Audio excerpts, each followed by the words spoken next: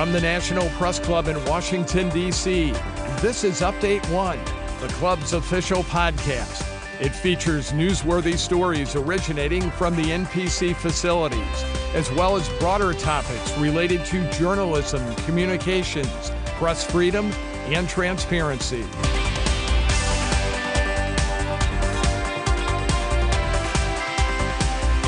I'm Tom Young with the National Press Club's Broadcast Committee in Washington. Reverend Russ Ford served for a decade as Virginia's Death Row Chaplain. During that time, he witnessed 28 executions and counseled the condemned. His new book is titled Crossing the River Styx, the Memoir of a Death Row Chaplain. It's a moving work of reportage, to say the least. Reverend Ford joins us by phone along with co-author Todd Peppers, a professor of public affairs at Roanoke College and a visiting professor of law at Washington and Lee University. Good day, gentlemen. Thanks for having us, Tom. Reverend Ford, we'll start with you. I can't imagine a more difficult job for a minister, or for anyone for that matter. What was it that inspired you to venture into perhaps one of the darkest corners of the human experience? I kind of backed into it. I was a chaplain at Southampton Correctional Facility Complex down in Southampton County, Virginia, and the executions were being started back up in Richmond. One of my primary mentors, Marjorie Bailey, gave me a call and asked me if I would help her by adopting one of the men on row as my parishioner. So she assigned me to Morris Mason, and I started working with Morris. I'd go see him at the penitentiary at the first of it, and then they moved Death Row from the state penitentiary to Mecklenburg, and then I visited him there. Our approach from the chaplain squad was to rotate chaplains as the men came up for executions so that no one chaplain would bear the burden of it all. But the other chaplains weren't quite connecting with the death row men, and I was. So in 85, 84, I went back to Marjorie Bailey contacted cancer, and I went to the state penitentiary in her place, and they assigned me to also be the chaplain to the condemned, and I had responsibilities for the spiritual needs of all the men on row. So that's the short of it. One thing your book makes clear is that you could find the humanity in almost every death row inmate. How did you reach that part of someone who's been written off by society? Well, I didn't at first. The first few executions and the men that I worked with, I would say we did a poor job. We really didn't know how to relate. But with some time and going through these the pressure-packed executions, I began to see the uniqueness in the men, each man different. You couldn't use a cookie-cutter approach, one way of looking at treatment. You had to really develop a unique program for each one of them. So I became very involved in visiting them, consistently being with them. I think a large part of that is in ministry. The man is an object when he's on death row. To us, he's a person. And we had compassion and concern for them, not about the execution, but about their own emotional well-being, their spiritual well-being. So that helped a great deal. And doing that consistently through the years, I think, developed where the men had faith in us, faith in me, that I could help them. They began to believe that we carried something that could help them. And out of that faith they had in us, they developed faith in themselves as we began to show them where the power of their own personality and their own well-being was, which built hope. And that spread on death row. And on death row, they began to welcome us more freely, welcome me more freely into their lives. And so it was tough at first. It was about 3 or 4 years there where we didn't scratch the surface on the men at all. And then spiritual events began to occur, and we created a sacred space, even in the midst of such a thing as an execution. To put this in a public policy context, I'll turn to co-author Todd Peppers. In the book's preface, Todd and his son and fellow writer Charles Peppers mentioned that in 2021, Virginia became the first of the former Confederate states to abolish capital punishment. They also say it's time to account for the damage caused by the death penalty. What was that damage? Well, I believe that the death penalty hurts everyone who it touches. So just not the men of the row, the guards, the administrators, family members of both victims and defendants, and then people like Russ, the chaplains who were going into the row, poorly paid, poorly supported, oftentimes having obstacles thrown in their way. These men and women who were going in to minister to the men, to be the only loving face that these men saw, were profoundly injured by their work. Russ was in the death chamber with 28 men. As the introduction to the book talks about, Russ himself was almost electrocuted during one of those executions. So as a public policy, it had disastrous consequences. And at the very least, this book wanted to place a sort of spotlight on all the individuals who got drug into this policy who were damaged. According to the Death Penalty Information Center, more than half the states still have capital punishment on the books. Todd, where do we stand now? As a nation, are we trending away from it, or is it the other way around? Well, if you look at the number of executions, the number of convictions, it's heartening that there has been a dramatic drop since the late 1990s. The exception, of course, is states like Texas, Florida, South Carolina, which seem to be almost doubling down in terms of re-embracing old methods of execution like the electric chair because of challenges to lethal injection, but also doubling down in terms of, I think, the stripping away of basic human rights. It was only about a year ago where the Supreme Court told Texas that they could not ban spiritual advisors from saying a prayer or laying hands on the condemned in the death chamber. As horrible as Russ's experience was in the 80s and 90s in terms of the limits upon him, it was light and day ahead of some of these states now that it seems like are rushing, competing with each other to make this even more sort of barbaric and the last moments sort of sterile and lonely for the men. So the good news is nationwide we're trending away. However, in the South, some states are still continuing to execute, and it also seems like the protections, the rights afforded these men continue to be stripped away. Todd, in the afterward, you acknowledged that most of the inmates on Virginia's death row had committed brutal crimes, and they needed to be put away from society, but the state still had certain obligations to them. Can you elaborate on that?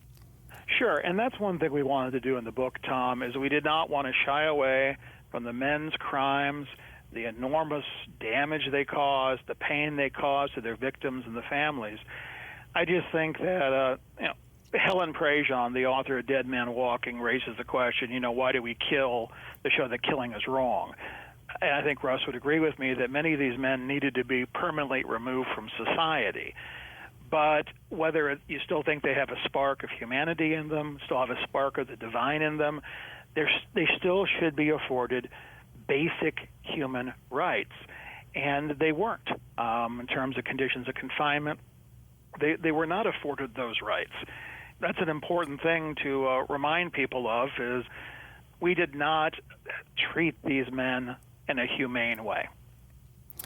Reverend Ford, to bring the conversation back to you, sir, what would you say to lawmakers who support the death penalty? I would affirm what Todd just said in terms of the killing machine that's created by the General Assembly, and that all the people that are involved in it are affected by it. I mean, do we really want citizens that are a part of a killing machine? We put them through a lot of grief. So I see it that way, and I know that I have had delayed stress syndrome and post-traumatic stress syndrome. One warden in the early days of, I think it was James Briley's execution, was after the execution, he went home and his wife wouldn't let him back in the house. He had to burn his suit because it's the smell that was on it, and come into the house naked and wash before his wife would have anything to do with him. Wow. So that says something about what goes on. I mean, when you boil blood in a human being and you burn them, kill them from inside out, set them on fire, as it were, you're also creating fatty tissues in the cell house or in that block, and it gets attached to the hair of those who are involved in it. I remember I had trouble with the stress going across me kind of in a coarse manner across my gut. And I remember kind of wincing once, and the man who eventually became the chief of the death squad, captain of the death squad, he was there, and he said, "What happened to you?" And I told him that I had this occur after an execution for several months. After the execution, I'd have these kind of bursts of energy going across me. He said he had them, and that he had just recently been at a pork barbecue with his family and friends, and he smelt it in the air, and it brought him right back to the death house, and it made him have those same types of energies coursing through his body. He said that it took him 2 to 3 weeks after an execution just to get any kind of sense of normality after the execution. So I would tell them those kind of stories because they're true, and because there are victims that are of the execution itself from participating in it. The other thing is the cost. The human cost is one thing, but then there's the financial cost. Executing somebody can cost between $1.5 million to $2 million over the course of that as it runs to the electric chair. You can house them for under $1 million. Your book profiles individual death row inmates whom you counseled. Can you tell us about some who most stand out in your memory? Morris Mason will always stand out in my memory. He was my first execution, and I was totally unprepared for what occurred. He was a mentally challenged individual, very low IQ, also suffered from schizophrenia or psychosis, and he did a heinous crime, and he was sentenced, and we had him. Morris didn't even realize that he was going to die. He had no ability. He had the mental capacity of maybe a 6 or 7 year old, and he really couldn't conceptualize his own death. We worked really hard to try to get him off of it. The governor did meet with us. We spoke to him about Morris's conditions, but he decided to go through with the execution. Here I've ministered to Morris for several years, and then I watch him being put in the chair, the officers that are strapping him in and putting the little helmet on his head and the mask over his face. I knew all of them. I'd grown up with them in corrections. And it would seem like to me somebody of a higher authority needed to be present if we were going to take life. But, of course, that didn't occur. But then the electricity was turned on. He lunged in his chairs. I'll never forget this. And his face, it turned red. It bubbled up a little bit. His hands fluttered in like little dark doves, feathers, kind of going back and forth that were strapped down. His hands were. It was smelly. I could smell his being cooked inside out, and it stayed with me. I still have some shivers when I think about that execution and what happened to Morris Mason. The chapter on Henry Tucker, who was serving a long sentence but not on death row, describes horrific medical neglect in prison during the 1970s. Can you tell us a bit about his story, and are things better now? Henry Tucker was a very significant case in Virginia history. I had been working at the penitentiary for a little while there, and I went over to the hospital, which was a part of my regular rounds. And when I went in, the place was in total chaos. I mean, the nurses were running around. The inmates were up out of their beds and all over the place. And there was a lot of, shouting going back and forth. There was ordering to put them in back, for them to get back in their beds. It was very chaotic. And I noticed that they were moving a bed on wheels towards the freight elevator to move them out, somebody out, and I saw that it was Henry Tucker. So I went on in after that. They finally got it calmed down after the bed had gotten on the elevator and gone. And Henry had left, and there was a former nurse who was an inmate who was there for minor surgery. I knew him well, and he says, "You won't believe it." He said, "I've never seen anything like it." And he's a nurse, and he said, "Tucker." And I said, "Well, what happened? And he said, "You ever smell Tucker?" I said, "Sure." He stunk. And he said, well, they took off the bandages, and there were huge platelets of bed sores with maggots in them.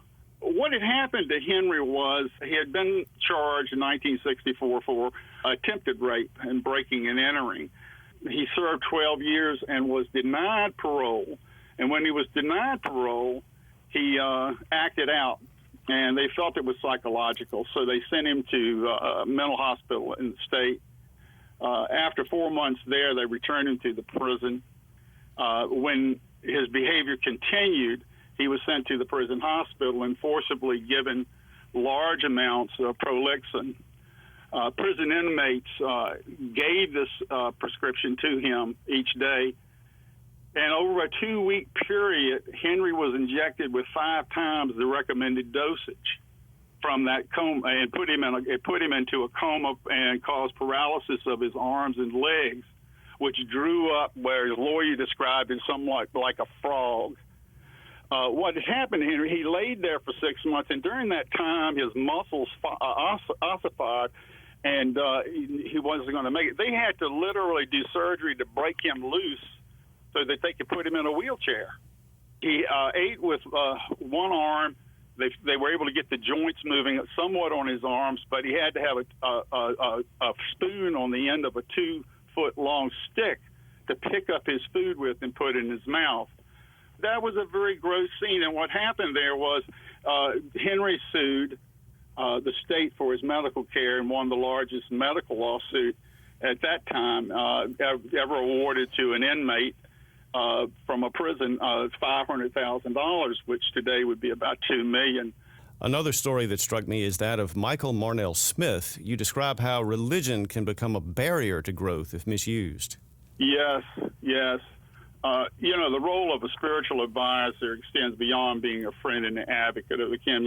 Spiritual advisors needed the man himself needs to reach into himself, into his own dark recesses.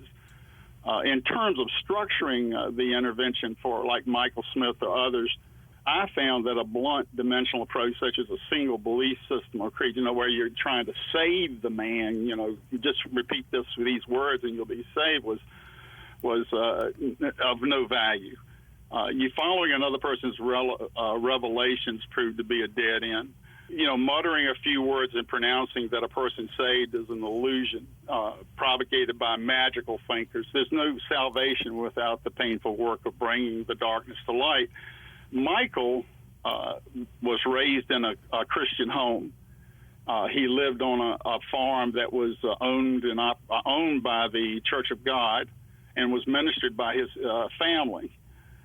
He had 2 brothers that had also had stays with the criminal justice system, and both of them became ministers for a while, for periods of their lives. Michael knew the Bible very well, and whenever we would work with him, he would go into quoting the Bible, and at times he would rattle off scriptures faster than I could keep up. He knew the Bible better than I did and other chaplains did. He was just frantic with his Bible preaching, and he would walk back and forth in his cell and just quote scripture after scripture and preach sermons and do all those things.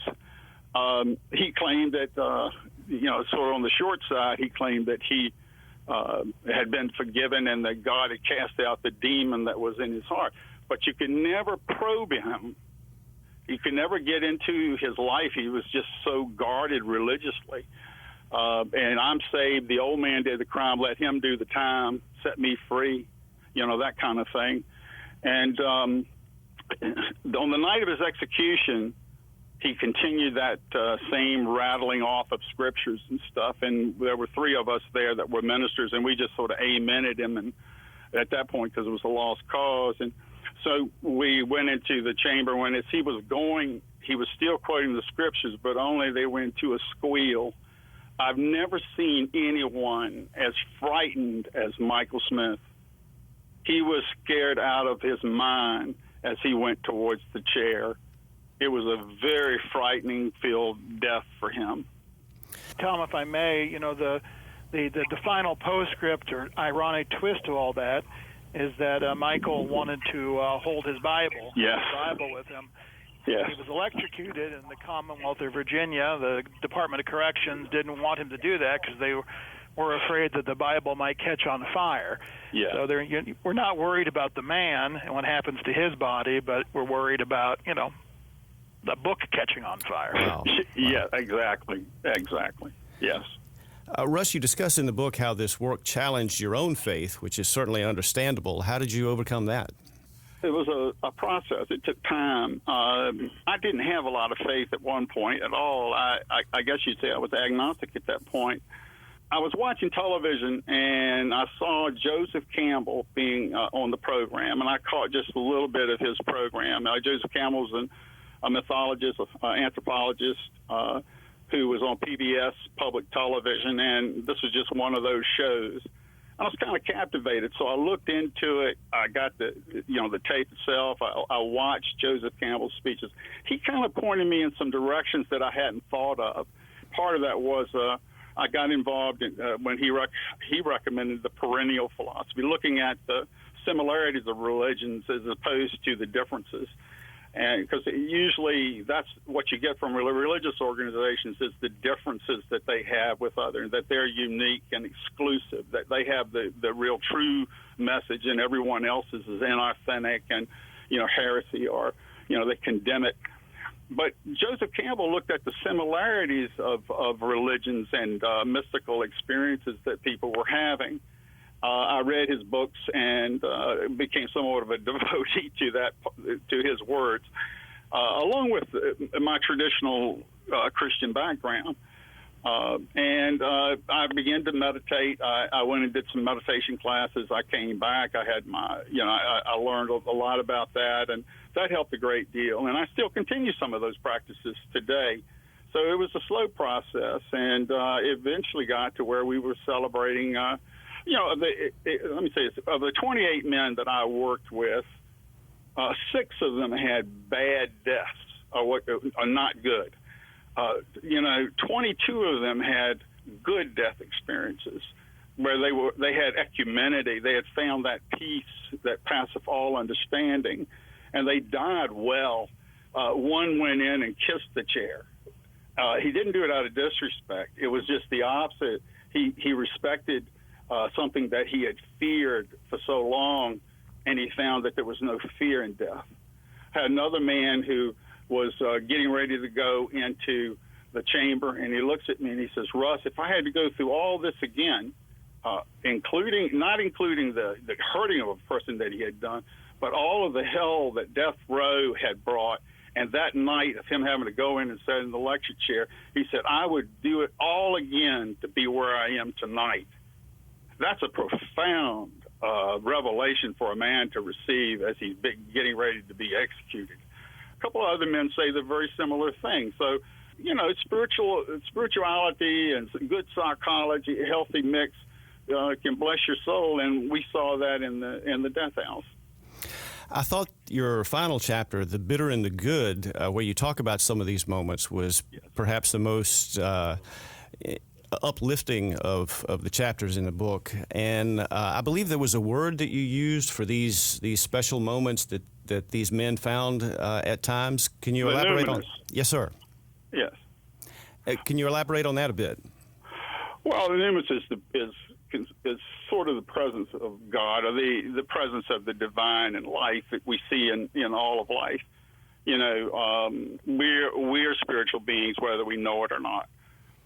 The same thing that these men had or found can be found in other places, but it is the presence of God. It is numinous quality of things that comes, and that we know that there is a spark of God in us, and we're not only is God in our heart, but we're in the heart of God, and it is that presence that you feel.